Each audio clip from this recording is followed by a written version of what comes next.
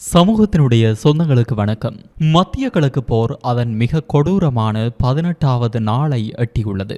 அமைதிக்கான வழிகள் அனைத்தும் அடைக்கப்பட்ட நிலையில் போர்க்களம் இப்போது ஈரான் எல்லையை தாண்டி வளைகுடா நாடுகள் முழுவதையும் ஆட்கொண்டுள்ளது. ஈரானின் இதய பகுதியான அராக் நகரில் விழுந்த குண்டுகள் பச்சிளம் குழந்தையின் உயிரை குடித்திருப்பது உலக நாடுகளை அதிர்ச்சியில் ஆழ்த்தியுள்ளது.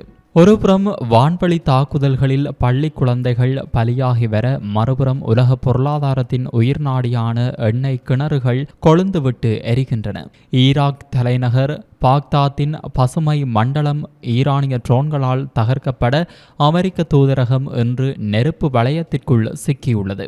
இந்த இராணுவ மோதல்களுக்கு மத்தியில் ஈரானின் அதிகார மையத்தில் நிலவும் மர்மங்கள் உலகளாவிய உளவு அமைப்புகளை குழப்பத்தில் ஆழ்த்தியுள்ளன. புதிய உச்ச தலைவர் மொஜ்தபா கமேனி எங்கே? அவர் உண்மையில் கோமாவில் இருக்கிறாரா அல்லது பாதுகாப்பான இடத்தில் பதுங்கியிருக்கிறாரா? ஈரான் ஒரு காகித புலி என அமெரிக்க அதிபர் ட்ரம்ப் ஒருபுறம் சாட, பேச்சுவார்த்தைக்கு இனி இடமே இல்லை என ஈரான் பதிலடி கொடுக்கிறது. இந்த போர் எங்கே சென்று முடியும்? 18வது நாள் கள நிலவரங்களின் முழுமையான தொகுப்பு இதோ. Fourth Monkey Connect launching soon. மேற்கு ஆசியாவில் போர் தொடங்கி 18 நாட்கள் கடந்துவிட்டன. ஆனால் அமைதிக்கான சுவடு கூட எங்கும் தென்படவில்லை. ஈரானின் இதய பகுதியில் அமெரிக்க இஸ்ரேல் படைகள் நடத்திய குண்டு மழையில் பச்சிளம் குழந்தைகள் பலியாகியுள்ள கொடூரம் அரங்கேறியுள்ளது. மறுபுறம் உலக பொருளாதாரத்தின் உயிர் நாடியான எண்ணெய் கிணறுகள் தீப்பிடித்து எரிகின்றன. இந்த போரின் இன்றைய முக்கிய நிகழ்வுகளை இப்போது பார்க்கலாம். ஈரான் மீதான அமெரிக்க இஸ்ரேல் கூட்டு தாக்குதல் இன்று அசுர வடிவம் எடுத்துள்ளது. அராக் நகரிலுள்ள ஒரு வீட்டின் மீது நடத்தப்பட்ட வான்வழி தாக்குதல்களில் பிறந்தே 3 நாட்களான ஒரு பச்சிளம் குழந்தையும் அதன் 2 வயது சகோதரியும் கொடூரமாக கொல்லப்பட்டுள்ளனர். அதேபோல் மினாப் நகரிலுள்ள ஒரு தொடக்க பள்ளியின் மீது நடத்தப்பட்ட தாக்குதலில் 170க்கும் மேற்பட்ட சிறுமிகள் கொல்லப்பட்டதாக அம்னெஸ்டி இன்டர்நேஷனல் அதிர்ச்சி தகவலை வெளியிட்டுள்ளது. இதுவரை ஈரானில் மட்டும் 1400க்கும் மேற்பட்டோர் பலியாகியுள்ளனர். போர் இப்போது ஈரான் எல்லையை தாண்டி வளைகுடா நாடுகள் முழுவதையும் ஆட்கொண்டுள்ளது. ஐக்கிய அமீரகத்தின் புஜைரா எண்ணெய் வயல்களில் ஈரானிய ட்ரோன்கள் நடத்திய தாக்குதலால் பெரும் தீ விபத்து ஏற்பட்டுள்ளது. அபுதாபியில் ஏவுகணை சிதறல்கள் விழுந்ததில் பாகிஸ்தான் நாட்டை சேர்ந்த ஒருவர் பலியாகியுள்ளார். கத்தார் மீதும் 14 பாலிஸ்டிக் ஏவுகணைகள் ஏவப்பட்ட நிலையில் அதில் 13ஐ கத்தார் இராணுவம் வெற்றிகரமாக முறியடித்துள்ளது. மறுபுறம் லெபனானில் இஸ்ரேல் தனது தரைவழி தாக்குதலை தொடங்கியுள்ளது. இதனால் சுமார் 10 லட்சம் மக்கள் அகதிகளாக இடம்பெயர்ந்துள்ளனர். ஈராக்கின் தலைநகர் பாக்தாத்தில் உள்ள சொகுசு ஹோட்டல் ஒன்றின் மீது ட்ரோன் தாக்குதல் நடத்தப்பட்டுள்ளது. அங்குள்ள அமெரிக்க தூதரகத்தை குறிவைத்து ஏவப்பட்ட ராக்கெட்டுகள் முறியடிக்கப்பட்டுள்ளன. கச்சா எண்ணெய் விலை 50% உயர்ந்து ஒரு பீப்பாய் $106 தொட்டுள்ளது. ஈரான் ஒரு காகித புலி என விமர்சித்துள்ள அமெரிக்க அதிபர் டொனால்ட் ட்ரம்ப் ஹார்முஸ் ஜலசந்தியை பாதுகாக்க ஐரோப்பிய நாடுகளுக்கு அழுத்தம் கொடுத்து வருகிறார். நிலைமை மோசமடைந்து வருவதால் தனது சீன பயணத்தையும் அவர் ஒத்திவைத்துள்ளார். ஈரானின் புதிய உச்ச தலைவர் மொஜ்தபா கமேனி குறித்த மர்மங்கள் உலக நாடுகளை உலுக்கி வருகின்றன. அவர் கோமாவில் இருக்கிறாரா அல்லது ரஷ்யாவில் பதுங்கியிருக்கிறாரா? அவரது முதல் உரை ஏன் தொகுப்பாளரால் வாசிக்கப்பட்டது? ஈரானிய அதிகார மையத்தின் பின்னணியில் நடக்கும் மர்மங்களை இப்போது பார்க்கலாம். தனது தந்தை அலி கமேனியின் மறைவுக்கு பிறகு கடந்த வாரம் மொஜ்தபா கமேனியின் முதல் அறிக்கை வெளியானது. வழக்கமாக உச்ச தலைவரின் முதல் உரை என்பது தொலைக்காட்சியில் தோன்றி உரையாற்றுவதாக இருக்க வேண்டும். ஆனால் மொஜ்தபாவின் அறிக்கை ஒரு தொகுப்பாளரால் வாசிக்கப்பட்டது. BBC வெரிஃபை செய்தியின்படி தற்போது அரசு ஊடகங்களில் வெளியாகும் மொஜ்தபாவின் புகைப்படங்கள் பழைய படங்களிலிருந்து செயற்கை நுண்ணறிவு மூலம் உருவாக்கப்பட்டவை என்பது தெரியவந்துள்ளது. February 28 அன்று அலி கமேனியின் அரண்மனை மீது நடத்தப்பட்ட ப்ளூ ஸ்பேரோ ஏவுகணை தாக்குதலில் மொஜ்தபா கடுமையாக பாதிக்கப்பட்டதாக கூறப்படுகிறது. மொஜ்தபா தனது ஒரு கால் அல்லது கையை இழந்திருக்கலாம் என்றும் அவர் கோமாவில் இருப்பதாகவும் வதந்திகள் பரவுகின்றன. அவர் சிறப்பு மருத்துவ சிகிச்சைக்காக ரகசியமாக ரஷ்யாவிற்கு செல்லப்பட்டதாக குவைத் செய்தித்தாள்கள் செய்தி வெளியிட்டுள்ளன. தற்போது அவர் புதினின் பாதுகாப்பான இல்லத்தில் இருப்பதாக நம்பப்படுகிறது. மார்ச் மாதம் 12ஆம் தேதி அன்று வெளியான அறிவிப்பு மொஸ்தபா தனது தந்தை மற்றும் ஈரானியர்களின் தியாகத்திற்கு பழிவாங்குவதாக உறுதியளித்தார். கொல்லப்பட்ட ஒவ்வொரு ஈரானிய குடிமகனும் பழிவாங்குவதற்கான ஒரு தனிப்பட்ட வழக்கு என அவர் குறிப்பிட்டார். அரண்மனை தாக்குதலின் போது தனது குடும்ப உறுப்பினர்களை இழந்த மொஸ்தபா இப்போது தனது இருப்பை வெளிப்படுத்தாமல் பழிவாங்கும் நடவடிக்கையில் தீவிரமாக இருப்பதாக தெரிகிறது. ஈரான் மீதான போர் தொடங்கி 18வது நாளை எட்டியுள்ள நிலையில் இன்று அதிகாலை ஈராக் தலைநகர் பாக்தாத்தில் இதுவரை இல்லாத அளவிலான மிக தீவிரமான தாக்குதல் அமெரிக்க தூதரகத்தின் மீது நடத்தப்பட்டுள்ளது. ஈரானிய ஆதரவு குழுக்களால் ஏவப்பட்ட ட்ரோன்கள் மற்றும் ராக்கெட்டுகள் அமெரிக்காவின் தற்காப்பு வளையத்தை மீறி தூதரகத்தை தாக்கியுள்ளன. பாக்தாத்தின் பலப்படுத்தப்பட்ட பசுமை மண்டலத்தில் அமைந்துள்ள அமெரிக்க தூதரகத்தை குறிவைத்து இன்று அதிகாலை 5 ட்ரோன்கள் மற்றும் பல ராக்கெட்டுகள் ஏவப்பட்டன. அமெரிக்காவின் ராம் தற்காப்பு அமைப்பு நூற்றுக்கணக்கான குண்டுகளை சுட்டு 2 ட்ரோன்களை வீழ்த்தியது. இருப்பினும் 3வது ட்ரோன் தற்காப்பு வளையத்தை தாண்டி தூதரக வளாகத்திற்குள் விழுந்து வடித்தது. அங்கிருந்து கரும்புகையும் தீயும் எழுவதை சர்வதேச ஊடகங்கள் உறுதிப்படுத்தியுள்ளன. தாக்குதலை தொடர்ந்து பாக்தாத்தின் பசுமை மண்டலம் மற்றும் முக்கிய அரசாங்க கட்டடங்களை சுற்றி ஈராக் பாதுகாப்பு படைகள் குவிக்கப்பட்டுள்ளன. தூதரக வளாகத்திற்குள் ஏற்பட்ட சேதங்கள் குறித்து தகவல் அறிய அமெரிக்க தூதரகத்தை தொடர்பு கொண்ட போது அங்கிருந்த தொலைபேசி இணைப்புகள் அனைத்தும் துண்டிக்கப்பட்டிருந்தன.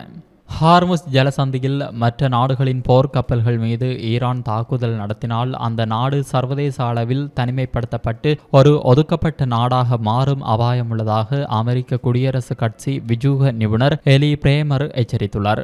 அமெரிக்காவின் முன்னாள் விமானப்படை வீரரான அவர் அல் ஜசீரா ஊடகத்திற்கு அளித்த பேட்டியில் இது குறித்த முக்கிய கருத்துக்களை பகிர்ந்துள்ளார்.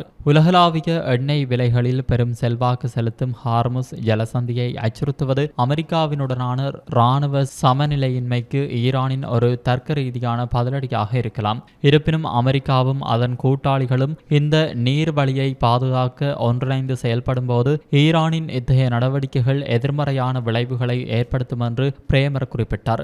டொனால்ட் ட்ரம்ப் நிர்வாகத்தால் இந்த பணியில் மற்ற நாடுகளையும் ஈடுபடுத்த முடிந்தால் அது ஈரானுக்கு மிகப்பெரிய ஆபத்தாக அமையும். இது ஈரானை மிகவும் கடுமையான ஒரு முடிவை எடுக்க நிர்பந்திக்கும் என்று அவர் கூறினார். போரின் ஆரம்பத்தில் அண்டை நாடுகளுடன் மோதியதன் மூலம் ஈரான் ஏற்கனவே பல எதிரிகளை சம்பாதித்துள்ளது.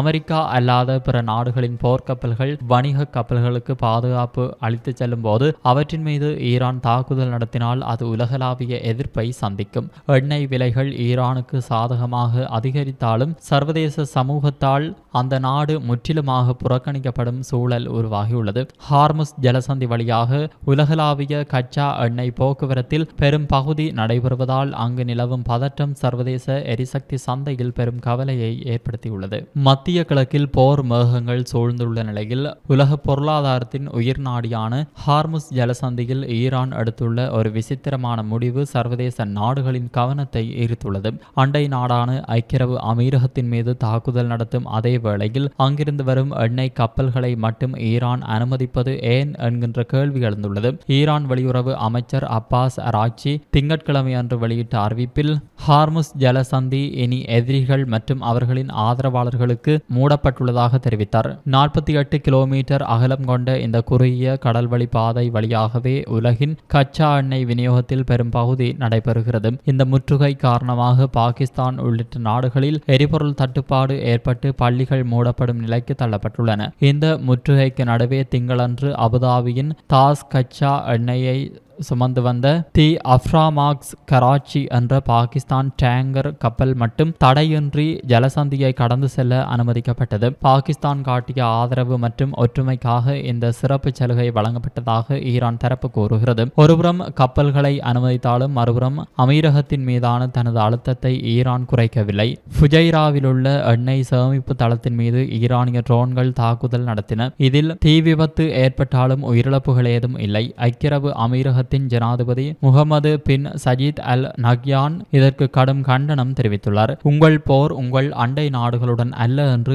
ஈரானுக்கு அவர் எச்சரிக்கை விடுத்துள்ளார். ஈரானின் இந்த இரட்டை நகர்வு ஏன் அமீரகத்தில் உள்ள அமெரிக்க ராணுவ உள்கட்டமைப்புகளை மட்டும் குறிவைப்பதாக கூறும் ஈரான் அதன் மூலம் அமெரிக்காவிற்கு அழுத்தம் கொடுக்க முயல்கிறது. அனைத்து நாடுகளையும் பகைத்துக் கொள்வதை தவிர்க்க தனக்கு ஆதரவான நட்பு நாடுகளின் கப்பல்களை மட்டும் அனுமதிப்பதன் மூலம் சர்வதேச தனிமைப்படுத்தலில் இருந்து தப்பிக்க ஈரான் முயல்கிறது.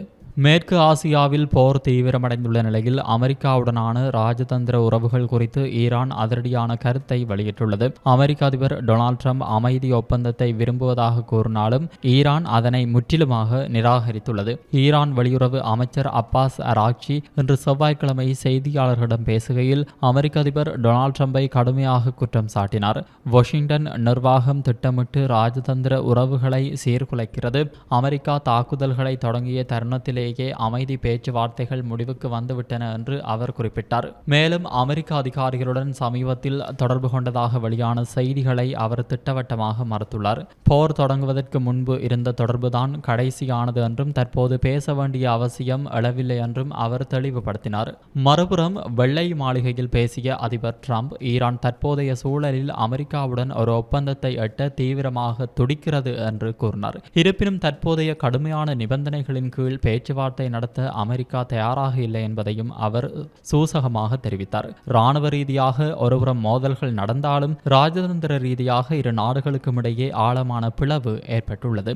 இத்துடன் இந்த பதிவானது நிறைவுக்கு வருகிறது. இந்த பதிவு பற்றிய உங்களின் கருத்தை கமெண்ட்ஸ் பக்கத்தில் பதிவிடுங்கள். மீண்டும் மற்றொரு காணொளி வாயிலாக சந்திப்போம். நன்றி, வணக்கம். இது போன்ற பல செய்திகளை தெரிந்து கொள்ள நம்முடைய சமூக மீடியா யூடியூப் சேனலை சப்ஸ்கிரைப் செய்து அருகில் உள்ள பெல் பட்டனை கிளிக் செய்யுங்கள். மேலும் செய்திகளை உடனுக்குடன் தெரிந்து கொள்ள சமூகமீடியா.com என்ற இணையதளத்தின் வாயிலாக எங்களுடன் இணைந்திருங்கள்.